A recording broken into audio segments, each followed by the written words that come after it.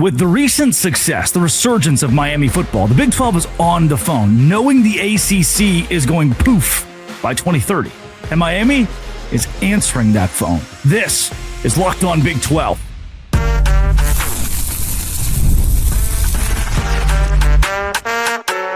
You are Locked On Big 12, your daily podcast on the Big 12 Conference, part of the Locked On Podcast Network, your team every day.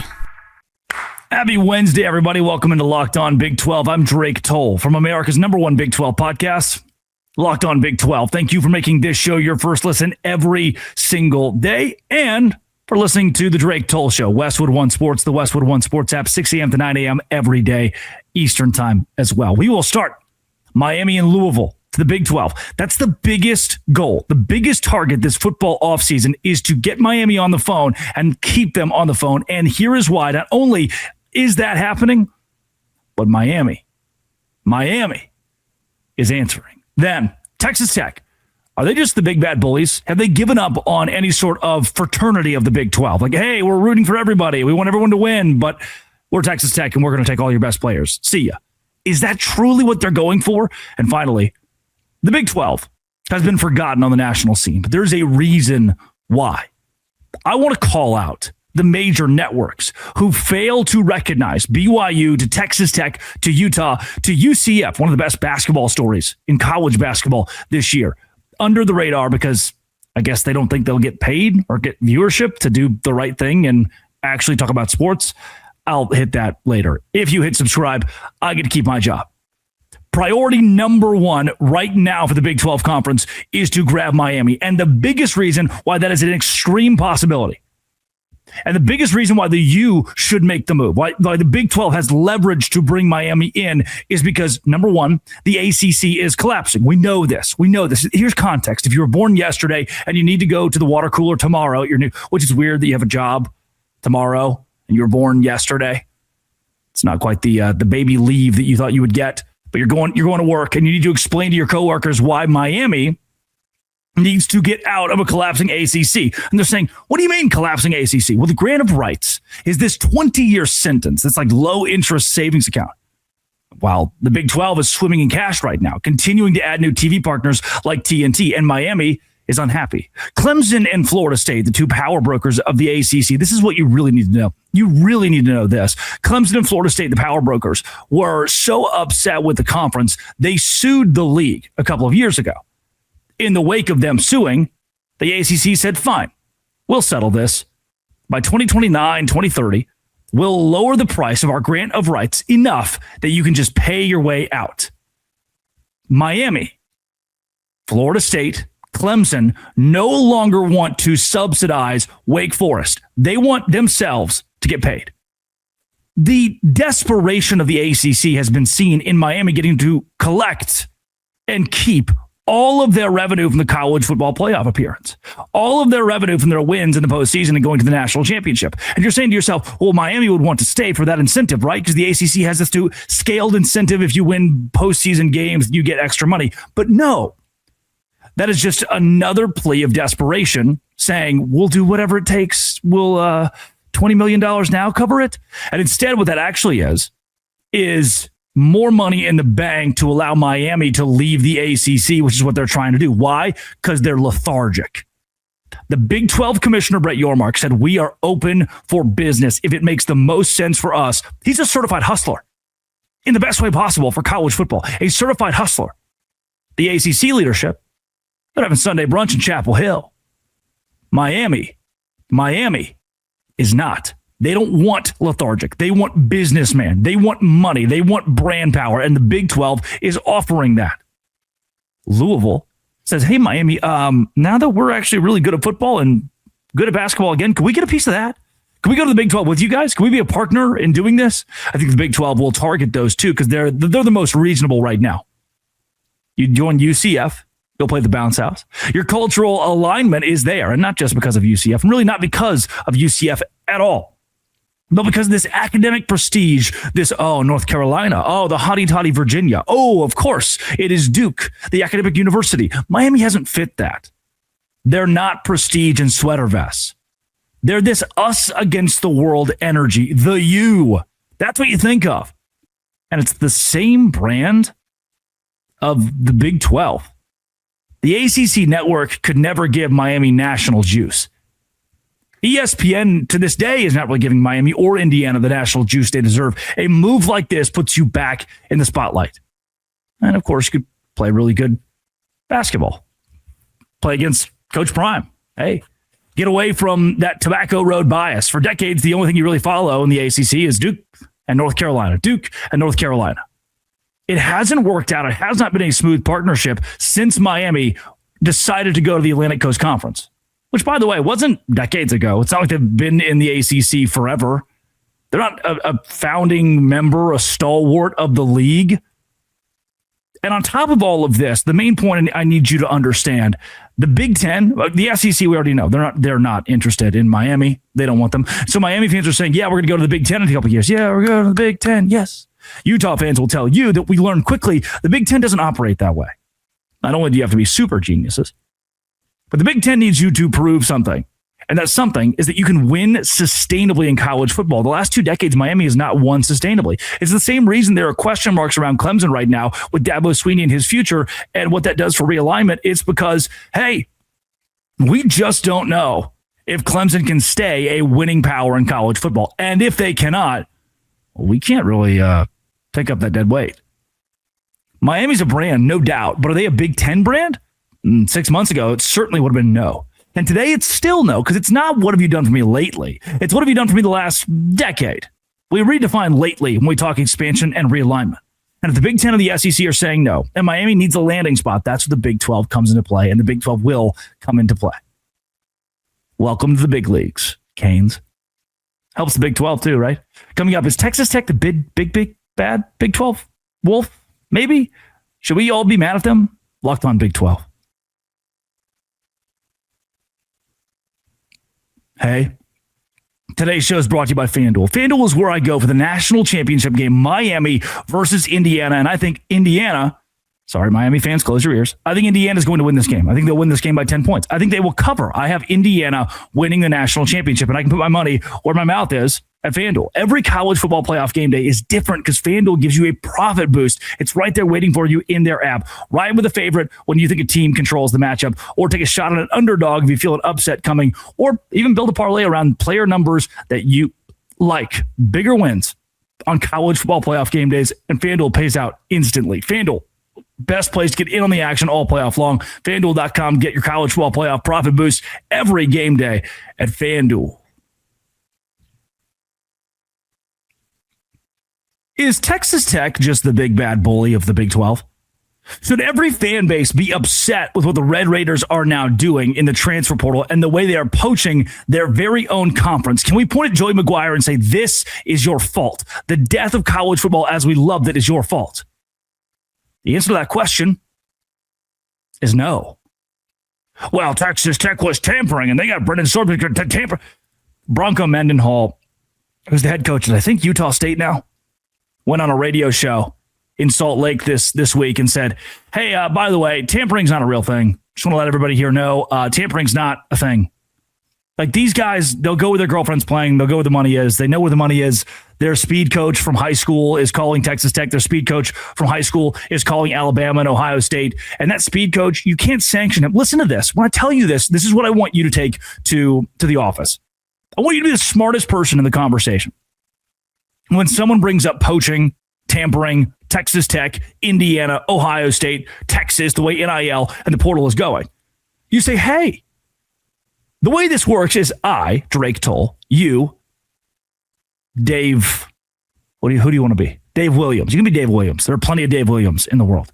You, Dave Williams, are a big fan of UCF football. I, Drake Toll, am a Baylor alum. So I, Drake Toll, can make $5 million in a year, which I do not, and take that $5 million and say, hey, I want to give $1 million of this toward a wide receiver for my favorite college football team. And I go, do a little Google and say, oh, this kid from Western Kentucky had 750 receiving yards this year in just 8 games. He was out his first 4 due to injury, came back and was a stud. I won him $1 million. I DM the kid, $1 million. Go to Baylor. Who does the NCAA come down on? Who is the tamperer in this situation? It's me, right? I'm just working on behalf of Baylor, but on behalf of myself and giving to Baylor. I'm not necessarily answering the phone calls of the university. So then who do you pin that on? Dave Williams, whose favorite team is UCF, and he gives $1 million because Dave Williams is friends with the brother of the kid who's a stud. It's like, yeah, man, I work with his brother at KPMG. I want to give the kid $2 million because his brother's been telling me his dream school is UCF. And so I'm going to pay for this kid to go from FAU to UCF. Who is tampering? Who's the NCAA going to come down on? Right? Do you see what I'm saying? Do you see what I'm pointing at here? And I'm not completely exonerating coaches. I'm not going to tell you there isn't a guy on staff, a defensive assistant, an analyst, or somebody who's helping broker some of this stuff.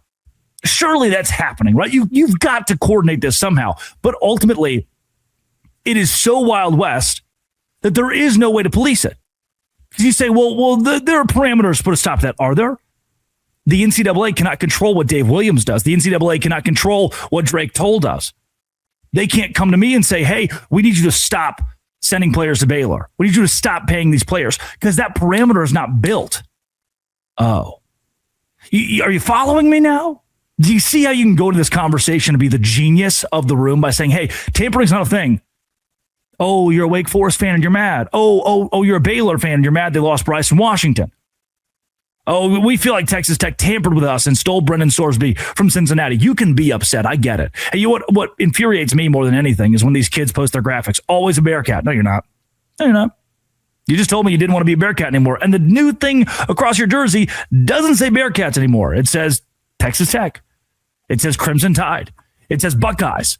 So don't tell me, I'm always a Bearcat. And actually, you actively are not a Bearcat. So it's really weird that you would say that. Crazy, actually.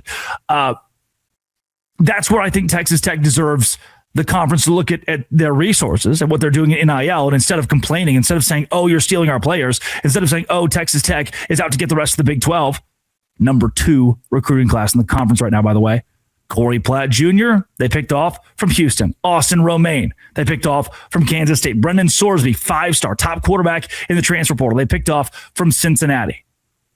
They're grabbing from the Big 12. They're stealing from their own backyard. But guess what?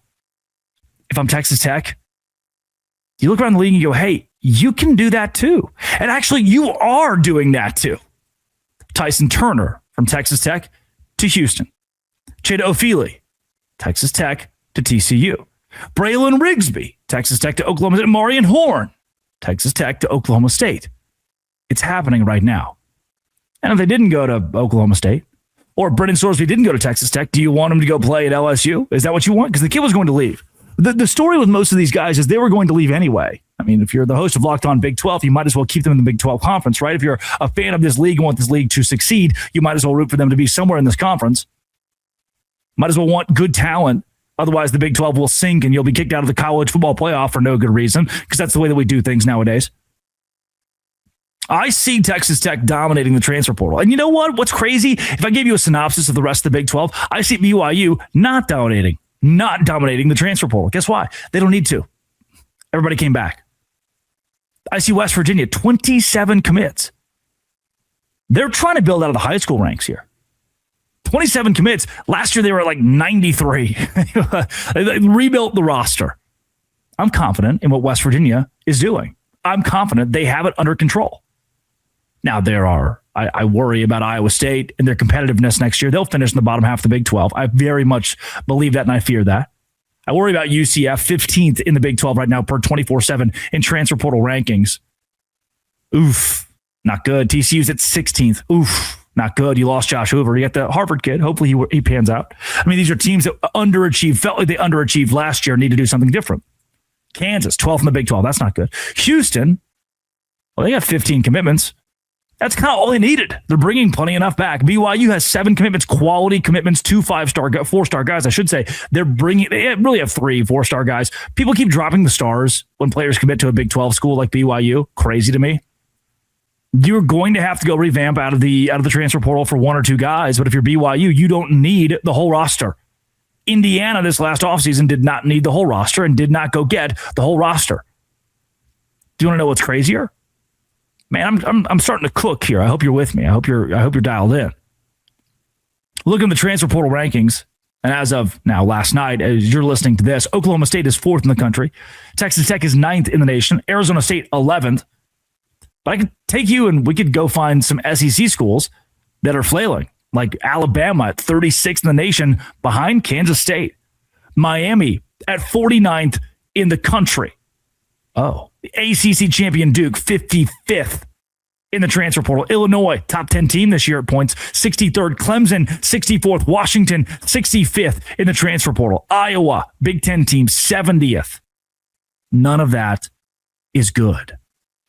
The Big 12's handling the portal the right way as it sits. And your favorite team might be sad that Texas Tech took your favorite player, but guess what? Get your money up, not your funny up. I don't think it's Tech's fault. And I'm not going to blame them for trying to get better with the best players available. They're not saying, we're going to go find Big 12 players. Ooh. Though it would be a pretty good strategy to semi-weaken the rest of the conference so they could win the championship and go to the college football playoff. They're not doing that. They're just saying, hey, we got a lot of money, and if you guys want to pony up your own money and keep the guy, then do it. If not, he's going somewhere, and he might as well go here. And I'm okay with that. Coming up, here's how Utah, BYU, Texas Tech, the entire Big 12 is overlooked by national media, and I'm changing that. Locked on Big 12.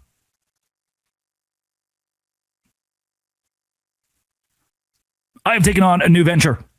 The Drake Toll Show, Westwood One Sports, the Westwood One Sports app, 6 a.m. to 9 a.m. every single weekday. You can find it wherever you find your podcasts as well. And so you listen to Locked On Big 12, and then after you're done with Locked On Big 12, you're like, oh, great.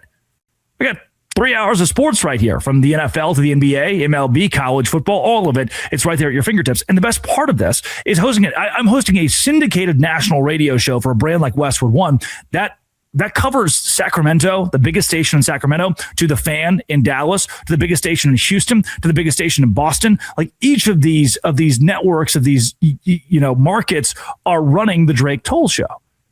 The same as you would turn on, ESPN in the morning. It's a nationally syndicated show, hundreds of thousands of people in their cars, on their radios, listening. And the Big 12 guy, the Big 12 guy has access to tell people the truth, to tell people what they don't know but need to hear because they don't get it anywhere else nationally. And I did that last week. Here's a clip from the Drake Toll Show. And I want you to listen to it. Take into account what this could do, what having a national voice that supports the Big 12 could do for the conference, and what we could do together, what we can build together with this and Westwood One. This video, courtesy of Westwood One. There is a travesty in college athletics that starts with 3 letters, BYU. And you probably haven't heard a lot about this because I turned my TV on the last month or so. I'm turning the radio on. I'm turning the podcast on. And what I'm not hearing from anybody nationally is BYU, those 3 letters. And I'm confused because BYU was omitted from the college football playoff. They were an 11-1 team in a Power 4 conference. And what you're saying to yourself right now is, yeah, but they're BYU.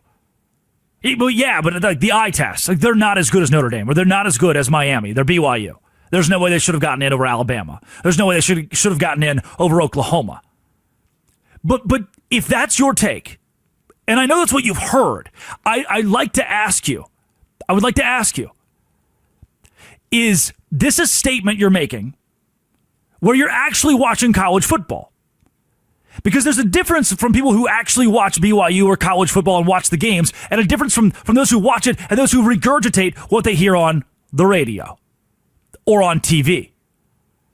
So how can you tell me? Can you tell me? And this is a conversation I have not heard nationally. I've been chomping at the bit to get this show started, to ask the question to you, the listener, to you in Milwaukee, to you in Redmond, to you in Baton Rouge. How a team goes 11-1. They're 3-0 against ranked opponents not named Texas Tech. I'm going somewhere with this. I'm going to omit Texas Tech from their resume for a second. I'll tell you why. I know that's cheating, but I'll tell you why. They're 12-0, 3-0 versus ranked opponents, 4-0 versus teams with 9+ wins, 6-0 versus teams with 8+ wins. They are 23-4 in 2 years. And this is one of the strangest stories in all of sports. Now, yes, they lost to Texas Tech, who's number 4 in the country. But here's what I know about that. It means BYU could very well be the number 6 team in the country, number 7 team in the country. And you're sitting in your car right now. You're sitting in the office, you're sitting somewhere and you're saying, that's stupid. If you lose to number 4 and you get blown out, you're probably not the number 5 team in the country, number 6 team in the country, number 8 team in the country. You're probably way further than that. Oh. Here's why I'd like to poke a hole in that. Do you remember? Do you remember when Clemson went to the national championship game and beat Alabama by 20? That was during the college football playoff era. Bama was good enough to win a playoff game. They were probably the second best team in the country. But they were still 20 points behind Trevor Lawrence and Clemson. Well, do you remember when Ohio State's gone to the national championship game? Do you remember when Alabama's gone to the national championship game against Ohio State and blown them out? There's a very good chance Ohio State, who won a playoff game, is the second best team in the country. They're still 20-plus points worse than the number 1 team. We live in a college football world where teams who are separated by 20 points on any given Saturday, can be right next to each other in the rankings. And before you tell me that I'm wrong, and before you think I'm crazy, I'm asking you to open your mind to what I'm saying.